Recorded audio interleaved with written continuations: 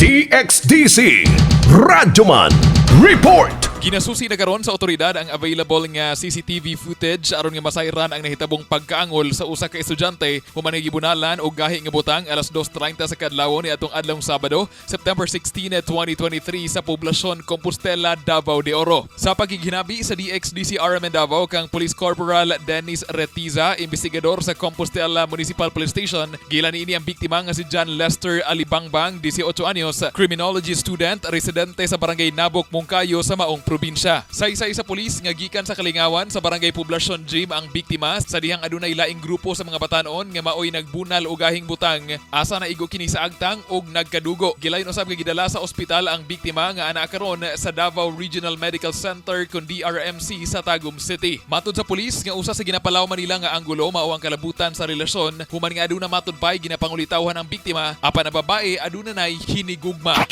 Katong information gikan gihapon sa parenting niya nga tropa nga accordingly naay gipanguyaban ng biktima nga nagboard diri sa Compostela. Nya katong iyang gipanguyaban is napoy uyab. Karon ginalocate pa namo tong bayhana para maistorya ko namo sa iyang side kung unsa ka tinuod.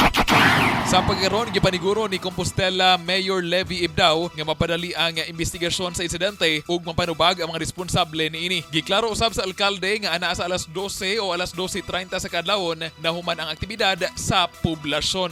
Kasama mo sa balita ug serbisyo publiko, Radyoman Kirby Manzon, Tatak, RMN.